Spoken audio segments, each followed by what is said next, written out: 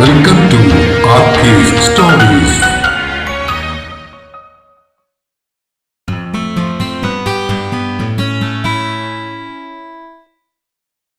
പ്രിയ പ്രണയിനി ഭാഗം 60. രചനയും അവതരണവും രഘുദാസ് കാട്ടുങ്കൽ. കല്ലാട്ടേക്ക് തിരിയുന്ന ജംഗ്ഷനിലെത്തിയപ്പോൾ വിശ്വൻ വണ്ടി നിർത്താൻ നിർദ്ദേശം നൽകി. മന്ത്രിയുടെ സ്റ്റേറ്റ് കാർ ബ്രേക്ക് ഇട്ടതും സൈറണുകൾ മുഴക്കി പിന്തുടർന്നിരുന്ന പോലീസ് എസ്കോർട്ട് വാഹനങ്ങളും നിന്നു. വലിയൊരു ദൗത്യത്തിന് തുടക്കം കുറിച്ചിട്ടായിരുന്നു വിശ്വന്റെ ഈ വരവ്. ദേവനെയും സതീഷിനെയും കാട്ടിൽ നിന്നും രക്ഷപ്പെടുത്തുവാനായി വനാതിർത്തിയിൽ ക്യാമ്പ് ചെയ്യുന്ന പോലീസിലെ കമാൻഡോകൾക്കും ഫോറസ്റ്റ് ഗാർഡുകൾക്കും വേണ്ട നിർദ്ദേശങ്ങളൊക്കെ നൽകി ഓരോ പഴുതുകളും അടച്ചുറപ്പാക്കിയതിനു ശേഷമുള്ള മടക്കയാത്രയായിരുന്നു അത്. എങ്ങോട്ടേക്കാണ് പോകേണ്ടത് എന്നുള്ള നിർദ്ദേശത്തിനെന്നോണം ഡ്രൈവർ തിരിഞ്ഞു നോക്കി. കല്ലാട്ട് വീട്ടിലേക്ക് പോകാമെന്ന് പറയാൻ തുടങ്ങുമ്പോഴാണ് വിശ്വന്റെ നോട്ടം തനിക്കരികിലായി സീറ്റിൽ കൂട്ടിയിട്ടിരിക്കുന്ന കളിപ്പാട്ടങ്ങളിലേക്ക് വീണത്. അതെല്ലാം കണ്ടതും അവന്റെ ഉള്ളിൽ വല്ലാത്തൊരു കുളിരു പടർന്നു. തന്റെ വരവും കാത്ത് ഉമ്മറപ്പടിയിൽ ആരു പറഞ്ഞാലും കേൾക്കാതെ വാശി പിടിച്ചിരിക്കുന്ന ഒരു കൊച്ചു കുസൃതിക്കുരുന്ന് അവന്റെ മനസ്സിലേക്ക് ഓടിയെത്തി. ഈ രാത്രിയിൽ കല്ലാട്ട് വീട്ടിലേക്ക് പോകുന്നതിൽ നിന്നും ആ കുഞ്ഞു കണ്ണുകൾ അവനെ സ്നേഹം കൊണ്ട് വിലക്കുകയായിരുന്നു. നമുക്ക് വീട്ടിലേക്ക് പോവാം, വല്ലാത്തൊരു ആർദ്രതയോടെ വിശ്വം പറഞ്ഞു. നിർദ്ദേശം കിട്ടിയതും ഡ്രൈവർ വണ്ടിയുടെ സ്റ്റിയറിംഗ് ചേലക്കലേക്കുള്ള റോഡിലേക്ക് തിരിച്ചു. പുറത്ത് ഇരുട്ട് കനക്കുന്നുണ്ടായിരുന്നെങ്കിലും വിശ്വന്റെ മനസ്സ് പ്രകാശഭരിതമായിരുന്നു. യാത്രയിലുടനീളം അവന്റെ ചിന്തകൾ കിച്ചൂട്ടനിൽ മാത്രമായി തങ്ങി നിന്നു. സ്വന്തം ചോരയല്ലാതിരുന്നിട്ടും വെറും കുറച്ചു ദിവസങ്ങൾ കൊണ്ട് ആ കുഞ്ഞ് തന്റെ സർവസ്വവുമായി മാറിയത് എങ്ങനെയാണെന്ന് അവൻ അത്ഭുതത്തോടെ ഓർക്കുകയായിരുന്നു. മനുഷ്യന്റെ മനസ്സ് എത്ര വിചിത്രമാണ്. ഏകാന്തതയെ സ്നേഹിച്ചിരുന്ന, കുടുംബവും ബന്ധങ്ങളും വെറും ബാധ്യതകളാണെന്ന് കരുതിയിരുന്ന തന്റെ വരണ്ട മനസ്സിലേക്ക് ഒരൊറ്റ മഴത്തുള്ളി പോലെ ആ കുഞ്ഞ് പെയ്തിറങ്ങുകയായിരുന്നു. താൻ ഇതുവരെ വിശ്വസിച്ചിരുന്ന പ്രമാണങ്ങളെല്ലാം ആ കുഞ്ഞു കൈകൾ എത്ര വേഗമാണ് തിരുത്തെഴുതിയത്. ഒരച്ഛൻ എന്ന ആ വലിയ സ്ഥാനത്തേക്ക് അവൻ അറിയാതെ തന്നെ ആ കുഞ്ഞ് അവനെ കൈപിടിച്ച് കയറ്റി കഴിഞ്ഞിരുന്നു. കിച്ചൂട്ടന്റെ കൊഞ്ചലുകളും ദേഷ്യവും കുറുമ്പും നിഷ്കളങ്കമായ ആ കുഞ്ഞു ചിരിയും ഓർമ്മയിലേക്ക് വന്നതും വിശ്വന്റെ ചുണ്ടുകളിൽ അവൻ അറിയാതെ തന്നെ ഒരു പുഞ്ചിരി വിരിഞ്ഞു. രാഷ്ട്രീയത്തിലെയും ഭരണത്തിലെയും നൂലാമാലകളും ദേവനെക്കുറിച്ചുള്ള ആദ്യവും നിറഞ്ഞ മനസ്സിലേക്ക് കിച്ചൂട്ടൻ കുളിർമയുള്ള ഒരു തെന്നലായി വീശി. വല്ലാത്തൊരു സമാധാനത്തോടെ സീറ്റിലിരുന്ന കളിപ്പാട്ടങ്ങളിൽ ഒരെണ്ണം കയ്യിലേക്കെടുത്ത് തലോടിക്കൊണ്ട് വിശ്വൻ പിന്നിലേക്ക് ചാരി കണ്ണുകൾ അടച്ചു. തന്റെ ലോകം ഇപ്പോൾ ആ കുഞ്ഞിന്റെ സന്തോഷത്തിൽ ഒതുങ്ങിയിരിക്കുന്നു എന്ന സത്യം അവൻ പൂർണ്ണമായും തിരിച്ചറിയുകയായിരുന്നു. ചേലക്കലെ ഗേറ്റ് കടന്ന് കാറും പോലീസ് വാഹനങ്ങളും മുറ്റത്തേക്ക് കയറുമ്പോൾ വിശ്വൻ പ്രതീക്ഷിച്ച കാഴ്ച തന്നെയായിരുന്നു അവിടെ ഉണ്ടായിരുന്നത്. മുറ്റത്ത് വണ്ടികൾ നിർത്തുന്ന ശബ്ദവും വെളിച്ചവും കണ്ടതോടെ ഉമ്മർത്ത് നിൽക്കുന്ന ശാരദാമ്മയുടെ തോളത്തിരുന്ന് കിച്ചൂട്ടൻ കുഞ്ഞു കണ്ണുകൾ മിഴിച്ചു നോക്കുന്നുണ്ടായിരുന്നു. കാർ നിന്നയുടനെ തന്റെ സീറ്റിലരികിലുണ്ടായിരുന്ന 2-3 കളിപ്പാട്ടങ്ങൾ കയ്യിലേക്ക് എടുത്തുകൊണ്ട് വിശ്വൻ വേഗത്തിൽ പുറത്തേക്കിറങ്ങി. ബാക്കി കൂടി എടുത്തോ, ഡ്രൈവർക്ക് നിർദ്ദേശം നൽകിയിട്ട് അവൻ ഉമ്മറത്തേക്ക് നടന്നു. വിശ്വനെ കണ്ടതും കിച്ചൂട്ടന്റെ മുഖത്ത് 1000 വാട്ട് ബൾബ് ഒന്നിച്ചു കത്തിയതുപോലെ ഒരു പ്രകാശം പരന്നു. അവൻ അമ്മമ്മയുടെ തോളിലിരുന്ന് വിശ്വന് നേരെ കൈകൾ നീട്ടി സന്തോഷം കൊണ്ട്. പടികൾ ഓടി എന്നതുപോലെ കയറിയ വിശ്വൻ ശാരദാമ്മയുടെ അടുത്തേക്കെത്തി കൈ നീട്ടിയതും ഒരു നിമിഷം പോലും വൈകാതെ ആ കുറുമ്പൻ അവന്റെ നെഞ്ചിലേക്ക് ചാടി വീണ് കഴിഞ്ഞിരുന്നു. ആ പെട്ടെന്നുള്ള വരവിൽ കയ്യിലിരുന്ന കളിപ്പാട്ടം താഴേക്ക് വീണത് വിശ്വൻ അറിഞ്ഞതേയില്ല. അവനെ ഇറുകെ നെഞ്ചോട് ചേർത്ത് ഉയർത്തി ഒന്ന് കുലുക്കി കളിപ്പിച്ചുകൊണ്ട് വിശ്വൻ ഉമ്മറത്തേക്ക് കയറി. കഴുത്തിലൂടെ കൈയിട്ട് അവനെ കെട്ടിപ്പിടിച്ച കിച്ചൂട്ടൻ തന്റെ കുഞ്ഞരി പല്ലുകൾ കൊണ്ട് അവന്റെ കവിളിൽ ആദ്യം ഒരു കടി അങ്ങ് പാസാക്കി. ഔ, എന്തുവാടാ ഇത്? വിശ്വൻ ചിരി അടക്കിക്കൊണ്ട് ചോദിച്ചു. ചോദ്യം കേട്ടിട്ടും കിച്ചൂട്ടന്റെ മുഖത്ത് ചിരിയാണ്. അച്ഛ, കിച്ചൂട്ടനോട് വയ്യാതെ പോയില്ലേ? ന്യായം. അമ്മ അടുത്തു നിന്ന് കിച്ചൂട്ടനെ സപ്പോർട്ട് ചെയ്തു. താഴെ വീണ കളിപ്പാട്ട കാർ എടുത്ത് അവർ കിച്ചൂട്ടന്റെ കയ്യിലേക്ക് തന്നെ വെച്ചു കൊടുത്തു. അല്ലേടാ കിച്ചൂട്ട, അച്ഛൻ പറയാതെ പോയതല്ലേ തെറ്റ്? ആ, കിച്ചൂട്ടൻ ഗൗരവത്തിലൊന്ന് മൂളി. എന്നിട്ട് ആ കാർ അച്ഛന്റെ നെഞ്ചിലൂടെയും തോളിലൂടെയും ഓടിച്ചു കളിക്കാൻ തുടങ്ങി.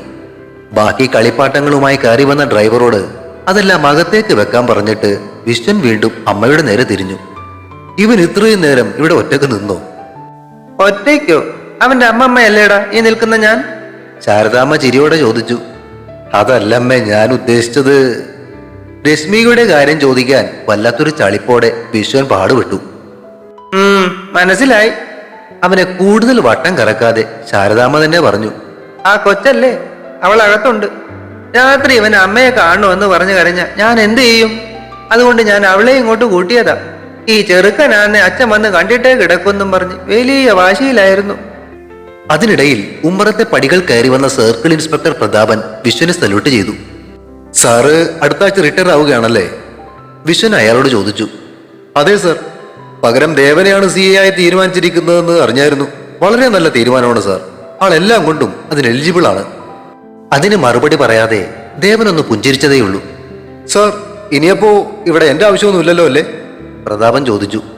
ഇല്ല, ആരും നിൽക്കണമെന്നില്ല, എല്ലാവരോടും പോയിക്കൊള്ളാൻ പറയൂ. വിശ്വൻ നിർദ്ദേശം നൽകി. സാർ, എങ്കിലും ഡ്യൂട്ടി പ്രകാരം ഗാർഡായിട്ട് രണ്ടുപേരും എന്തായാലും ഇവിടെ ഉണ്ടാകും. ഓക്കെ. ഒരിക്കൽ കൂടി വിശ്വന് സല്യൂട്ട് നൽകിയിട്ട് പ്രതാപൻ പോലീസ് ജീപ്പിനടുത്തേക്ക് നടന്നു. ഭക്ഷണം കഴിക്കുന്നതിനിടയിൽ വിശ്വന്റെ കണ്ണുകൾ രശ്മികയെ തിരഞ്ഞു. പക്ഷെ അവളെ ആ പരിസരത്തൊന്നും കണ്ടതേയില്ല. ഡൈനിങ് ടേബിളിന്റെ മുകളിൽ കയറിയിരുന്ന് വലിയ ഗൗരവത്തിൽ വണ്ടി ഓടിക്കുകയാണ് കിച്ചൂട്ടൻ. വിശ്വൻ വാങ്ങിക്കൊടുത്ത പുതിയ കാറും ലോറിയും ഒക്കെ കൂട്ടിയിടിപ്പിച്ചുള്ള അവന്റെ കളി കാണാൻ നല്ല രസമുണ്ടായിരുന്നു.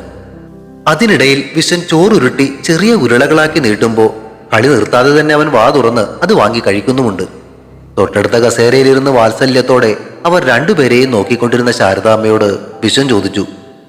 അമ്മേ, രശ്മികയുടെ അച്ഛനോടും അമ്മയോടും സംസാരിച്ചായിരുന്നോ? ശാരദാമ്മ പതിയെ തലകുലുക്കി. കാര്യങ്ങളൊക്കെ ഞാൻ അവരോട് സംസാരിച്ചിട്ടുണ്ട് വിശ്വ. അവർക്ക് ഇതിൽ യാതൊരു വിരോധവും ഇല്ല. പക്ഷേ സജീവൻ മരിച്ചിട്ട് അധികമായിട്ടില്ലല്ലോ. ഒരു 6 മാസമെങ്കിലും കഴിയാതെ മറ്റൊരു കല്യാണം എങ്ങനെ നടത്തുമെന്നാ അവർ ചോദിക്കുന്നേ. നാട്ടുകാരെന്ന് പറയുന്നൊരു പേടി അവർക്കുണ്ട്. വിശ്വന്റെ മുഖത്ത് ഗൗരവം നിറഞ്ഞു. അങ്ങനെ കാത്തിരിക്കാൻ നമുക്ക് സമയമില്ലമ്മേ. ആ രാജേന്ദ്രനും ഭാര്യയുമൊക്കെ ഇപ്പോ ജയിലിലാണേലും അവർക്ക് പുറത്തിറങ്ങാൻ അധികം സമയമൊന്നും വേണ്ട. ജാമ്യം നേടി അവർ പുറത്തിറങ്ങിയാൽ ചിലപ്പോ കിച്ചൂട്ടിനെ വേണമെന്നും പറഞ്ഞ് അവർ നിയമപരമായി വന്നേക്കാം. അയ്യോ! അടുക്കള വാതിലിന് പിന്നിൽ നിന്നും വേവലാതി നിറഞ്ഞ രശ്മികയുടെ ശബ്ദം കേട്ടു. വിശ്വൻ തിരിഞ്ഞു നോക്കി. ആഹാ, അവിടെ നിൽപ്പുണ്ടായിരുന്നോ? ഇങ്ങ് വന്നേ. അവൻ വിളിച്ചതോടെ അവൾ പതുക്കെ മുറിക്കകത്തേക്ക് കയറി വന്നു.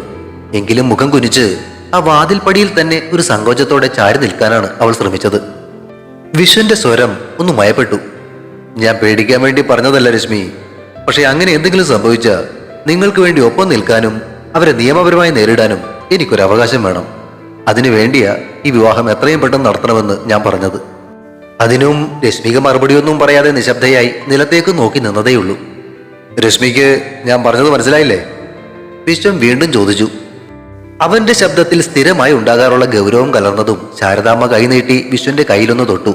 എന്നിട്ട് പതിയെ കണ്ണടച്ചു കാട്ടി. അവൾക്ക് ചിന്തിക്കാൻ അല്പം കൂടി സമയം നൽകണം, കൂടുതൽ നിർബന്ധിക്കരുത് എന്നാണ് അമ്മ ഉദ്ദേശിച്ചതെന്ന് വിശ്വന് മനസ്സിലായി.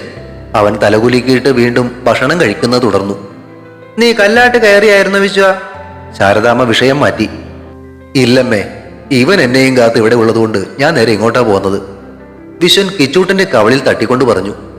വിശ്വന് കിച്ചൂട്ടനോടുള്ള അടുപ്പവും സ്നേഹവും കണ്ട് ശാരദാമ്മയുടെ മനസ്സ് നിറഞ്ഞു. അവർ സന്തോഷത്തോടെ പുഞ്ചിരിച്ചു. വിലാസിനി അതിനിപ്പോ കല്ലാട്ടില്ല. പിന്നെ എവിടെയാ? വിശ്വൻ സംശയത്തോടെ അമ്മയെ നോക്കി. അവരാര്യകത്ത് ഗൗരിയോടൊപ്പം ഉണ്ട്. നീലിമയൊന്നും സ്ഥലത്തില്ലത്രേ. ദേവനെ കാണാതായ വാർത്ത അറിഞ്ഞപ്പോ വിലാസിനെ ആകെ പേടിച്ചു പോയി. നേരെ ആര്യകത്തേക്ക് ഓടുകയായിരുന്നു. പക്ഷെ അതുകൊണ്ടൊരു ഗുണമുണ്ടായി എന്നാ എനിക്ക് തോന്നുന്നേ. അതെന്താ? ഭക്ഷണം കഴിച്ചു കഴിഞ്ഞ് എഴുന്നേൽക്കുന്നതിനിടയിലായിരുന്നു വിശ്വനത് ചോദിച്ചത്. അച്ഛനെ എഴുന്നേൽക്കുന്നത് കണ്ടതോടെ വണ്ടി ഓടിക്കുന്നത് നിർത്തി കിച്ചൂട്ടനും ഇരു കൈയും ഉയർത്തിക്കൊണ്ട് കൂടെ എഴുന്നേറ്റു. ഇനിയും അച്ഛൻ തന്നെ തനിച്ചാക്കി പോയി കളയുമോ എന്നൊരു ഭയം ആ കുഞ്ഞു കണ്ണുകളിൽ ഉണ്ടായിരുന്നു. വിശ്വൻ ചിരിച്ചുകൊണ്ട് അവനെ 2 കൈകളും ചേർത്തെടുത്ത് തന്റെ തോളത്തേക്ക് വെച്ചു. എന്നിട്ടാണ് കൈ കഴുകാൻ വാഷ് ബേസിനടുത്തേക്ക് നീങ്ങിയത്. കിച്ചൂട്ടന്റെ വിശ്വനോടുള്ള ആത്മബന്ധം വാതിൽപ്പടിയിൽ നിന്നിരുന്ന രശ്മിക അത്ഭുതത്തോടെ നോക്കിക്കാണുകയായിരുന്നു. തന്റെ മകന് ഏറ്റവും സുരക്ഷിതമായ കരങ്ങൾ ഇത് തന്നെയാണെന്ന് അവളുടെ മനസ്സ് പറഞ്ഞു. അമ്മായിയമ്മയും മരുമോളും തമ്മിൽ ഏതാണ്ടൊക്കെ അടുത്ത മട്ട. കൈ കഴുകുന്ന വിശ്വന്റെ പുറകിൽ ചെന്ന് നിന്ന് ശാരദാമ്മ പറഞ്ഞത് കേട്ട് അവനൊന്ന് ചിരിച്ചു. അതൊരു നല്ല കാര്യമാണല്ലോ. ചില പ്രശ്നങ്ങൾ മറ്റു ചില പ്രശ്നങ്ങൾക്ക് പരിഹാരമാവുന്നുണ്ടെങ്കിൽ അത് നല്ലതല്ലേ? അത് ചോദിക്കുമ്പോൾ അവന്റെ കണ്ണുകൾ അടുക്കളയുടെ വാതിലിൽ ചാരി നിൽക്കുന്ന രശ്മികയിലേക്കും എത്തുന്നുണ്ടായിരുന്നു. എന്തായാലും ദേവനെ കണ്ടുപിടിക്കാനുള്ള കമാൻഡോകളും ഫോറസ്റ്റ് ഗാർഡുകളും ഒക്കെ ഇന്ന് രാത്രി തന്നെ കാട് കയറും. പറഞ്ഞും കൊണ്ട് വിശ്വൻ കിച്ചൂട്ടന്റെ വായും മുഖവും കഴുകി അവിടെ ഇരുന്ന ടർക്കി ടവൽ എടുത്ത് മൃദുവായി തുടച്ചു കൊടുത്തു. അപ്പോഴാണ് ഡൈനിങ് ടേബിളിൽ ഇരുന്ന വിശ്വന്റെ മൊബൈൽ ഫോൺ നിർത്താതെ ശബ്ദിക്കാൻ തുടങ്ങിയത്. കിച്ചുവിനെ അമ്മയുടെ കയ്യിലേക്ക് കൊടുത്തിട്ട് അവൻ വേഗത്തിൽ ഫോൺ എടുക്കാനായി ചെന്നു. സ്ക്രീനിൽ തെളിഞ്ഞ പേര് കണ്ടതും വിശ്വന്റെ ഹൃദയമിടിപ്പ് നിന്നുപോയി. ദേവൻ. താൻ അയച്ച സേന കാട് കയറും മുൻപ് ദേവന്റെ കോൾ. ഒരു നിമിഷം ശ്വാസം അടക്കി പിടിച്ച് വലിയൊരു ആശയക്കുഴപ്പത്തോടെയും ആകാംക്ഷയോടെയും അവൻ ആ ഫോൺ എടുത്ത് ചെവിയോട് ചേർത്തു. ഹലോ ദേവ. തുടരും. പ്രിയ പ്രണയിനി അടുത്ത ഭാഗം ഉടൻ പ്രതീക്ഷിക്കുക. സബ്സ്ക്രൈബ് ചെയ്യാത്തവരുണ്ടെങ്കിൽ ദയവായി സബ്സ്ക്രൈബ് ചെയ്ത് സപ്പോർട്ട് ചെയ്യണേ. കഥയ്ക്ക് അഭിപ്രായങ്ങളും ലൈക്കുകളും ഹൈപ്പും ഒക്കെ നൽകുന്നതിനോടൊപ്പം തന്നെ കഥയുടെ ലിങ്ക് കഴിയുന്നവർക്കൊക്കെ ഒന്ന് ഷെയർ ചെയ്ത് കൂടി കൊടുത്തേക്കണേ. താങ്ക്